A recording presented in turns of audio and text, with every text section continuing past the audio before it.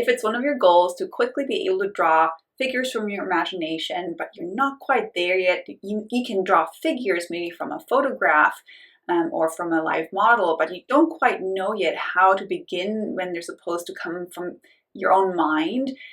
In this video, I have a great exercise you will want to get really good at, which will then enable you to get those figures out of your mind and onto the page. Before we get into the exercise, my name is Carolin and I'm a practicing artist and instructor. My specialty is helping artists who love to draw but who get really annoyed with their inability to do certain things with drawings, like drawing from imagination or capturing stuff quickly while they're on site or getting their big ideas down on the page. That's what I'm all about, and if that sounds like you, be sure to stick around and subscribe so you don't miss any of my videos. One of my favorite things to do is to just sit down and create characters and figures from imagination. I find this to be a really great way to generate ideas and let all my imaginative life come out onto the page. And those figures that just come out as doodles, they often lead me to much more finished artworks later down the road. Now let me be very clear here. For the longest time, I was not able to draw the figure from imagination. That was a very elusive skill. Even though I had gone to art school, I could draw from reference images, I could draw from life, but drawing from my imagination was unattainable. But it was so important to me that I figured out a way to do it. And I thought there must be some real important secret, but there really isn't.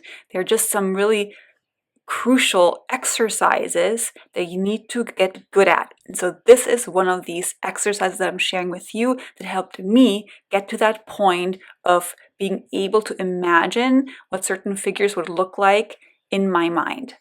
So the exercise is to look at the figure and analyze where the three major masses of it are. So the three major masses are the head, the rib cage, and the pelvis. And so you can just use any photo reference images, doesn't really matter if it's a clothed figure or a nude figure, and you want to draw the entire body. So here I'm beginning just with a gesture to get the overall body part placements established, the overall action established, and then I slow down and I find the three most simplified shapes of the head, the rib cage, and the pelvis. Now usually this is something that we want to do quick and kind of get past because it's boring and we just want to draw those fun muscles and shade stuff. However, if these three very simple shapes aren't placed well, then you will have a hard time orienting them in space, meaning explaining which way they're facing, which will then mess up your ability to add muscles and more information on top in a way where it explains clearly what the body is up to. So let's talk about these three major masses so you really understand what is important about them. So the head is like an upside down egg, or I also like to think of it as a guitar pick. The rib cage is also an egg shape, but it's right side up, so narrow on top, wide at the bottom. And then for the pelvis, we just want to use a very simple oval that is even on both sides. And the little details you're seeing me draw on top of these three simplified shapes are what we call landmarks. Those are places based on the skeletal structure, which we will use to help the viewer understand which way the body is rotated. Like here, we're seeing the body turned more towards the left, and therefore we see mainly the right side of it. And so those landmarks are the collarbones, the breastbone, we also call this the sternum. We use the thoracic arc, which is that arc beneath the breastbone. And then we use on the hips, aces points, and the pubic symphysis, which is in line with the great trochanter, another landmark which technically belongs to the leg. And that landmark is 4 heads down on most figures, or another way to think about it is halfway down the body. Oh, and 2 other landmarks that are important for orienting these 3 major masses are the brow ridge on the head, and then a little circle on top of the torso, which is where the first set of the ribs begin. Now, here are a couple of things you want to be aware of those three major masses and how they look from the side view. So from the side view, if you look at the rib cage, it's a much narrower oval, this egg shape. It's still narrower on top and wider on the bottom, but it's also, most importantly, tilting back at the top and jutting out in the front. The cause for this backward tilt is, of course, our spine. It has a double S curve, and that curvature on the top forces the rib cage to have this backwards leaning tilt. Now, if you look at the pelvis from the side, it doesn't look like an oval anymore. This oval shape has foreshortened into a more circular shape. And to that circle, you can also see how that is pitching forward a little bit, forward on the top, back on the bottom, again, because of what the spine is forcing the pelvis and the rib cage to do. So let's walk through another example where I show you how I use this information while I am drawing. So here, new pose, I'm beginning with just the gesture. What's the overall connection from the lower leg to the outstretched arm? If you want to know more about gestures, I'll link something in the top right corner for you. But as soon as I have the most general strokes of a pose, I then instantly go towards those three major masses and plotting them out.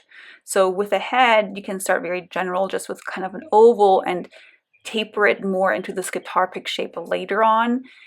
What I am really interested in is that the lean of the ovals, whether it's for the rib cage or the head, is accurate. So here you're seeing me place the three major masses to my best ability. So these are guesstimations. These are my best guesses at this point. And now I am assisting my best guesses, or checking on my best guesses, by using some tools based on this information that we just went over with those three major masses and landmarks. So here I am checking what is the proper tilt on the head and on the rib cage. You saw me use that red pencil.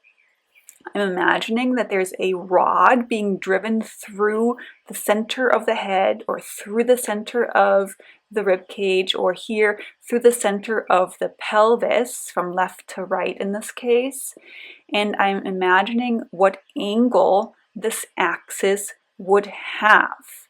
Now, there's a lot of visual thinking I have to do.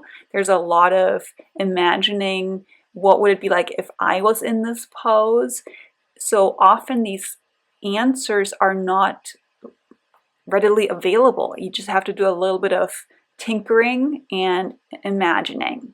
But once you have your best guesses down, you can then go ahead and layer that next pass of information on top, meaning those landmarks we discussed, because we want to not only capture which way the three major masses are positioned in, but also which way they're rotated in three-dimensional space. So for that, I look at where's the pit of the neck. So in this pose, I can't see it because there's the arms. I have to visualize where would the pit of the neck be. Why? Because this is where my first rib circle is at, and it's also the starting point of the breastbone, the sternum.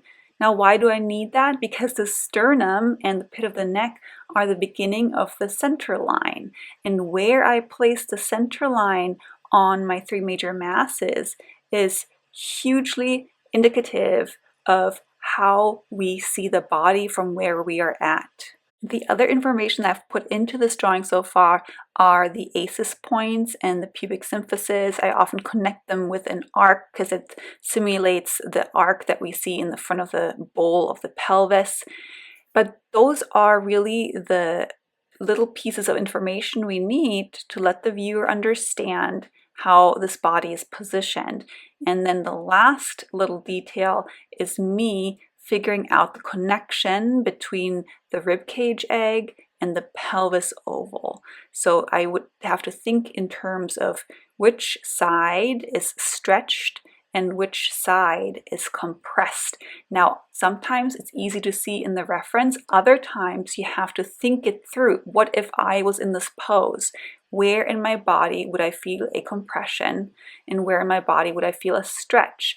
Now, you can also go by understanding. You have learned that from a side view, there is a compression in the lower back of the spine, and there is a stretch in the front. So if that is just getting accentuated, of course, you're going to have more of a compression in the back and more of a stretch in the front.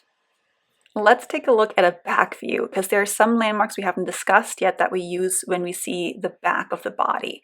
So here you see me go through the process of locating my ribcage egg and my pelvis oval.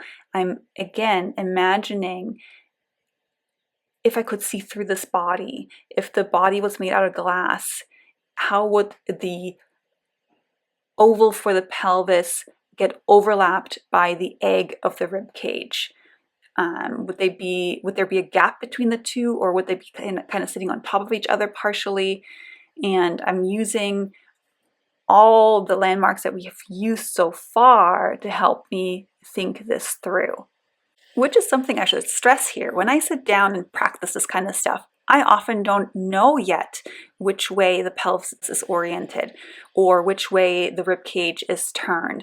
I need to think this through on the page, which is why I call it an analysis, not a copy. And so I encourage you, when you go through exercises like that, to not get hung up on this needing to look pretty or even accurate. What I want you to latch onto is this idea of not being afraid of drawing multiple iterations and multiple versions on the page until it makes sense to you. So that way, drawing is a way of thinking and not just a way of producing artwork. Of course, it can produce artwork, but we need to practice certain technical elements outside of the pressure of it needing to look beautiful. So this is exactly what you're seeing me do here. I'm testing out, wait a second, is this pelvis turned this way, that way? I'm thinking through it in terms of it being a bowl with some landmarks on it. I'm thinking through it in terms of a box with the same landmarks. And you'll see me redraw it over in just a moment on the left side. So I moved on a little bit to the head at that point, looking at the axis of the guitar pick shape. This little dash that I just drew was the beginning of the spine. This is called the occipital bone. And then, of course, I also need to draw the spine, which is one of those landmarks I said earlier on we haven't discussed yet. The spine on the back view is crucial in letting us understand which way the body is oriented. Just how we needed the center line in the front of the body stemming off of the sternum. In the back, it's just natural to use the spine. It's a naturally, organically built-in center line for us. Now notice that I still have a lot of lines left over at the bottom half of this bean that I'm drawing. This is because I'm always thinking through to the front or to the back, whichever it is at the time, as if this torso was made out of glass and as if I could see through it. So often I will erase those back out so they don't confuse me, but I want to understand as if I could see through to the other side. So I'll use the landmarks that are closer to me, like in this case the spine, I'll make those darker, and then the landmarks that are on the opposing side, like those aces points and the pubic arc, I make those a lot fainter just to translate which ones are actually near me and which ones are far away from me. The landmarks you're seeing me visualize currently are sacrum, which is the end of the spine, and an imaginary belt line that is essentially the rim of the pelvis that I'm putting around the bottom of this bean shape, which is essentially a cross contour line. And a cross contour line, as you might remember from a previous video, helps us in translating the volume of something, but also the perspective. To wrap this up, let's take one more stab at a back view where we can see those back landmarks a little bit more clearly.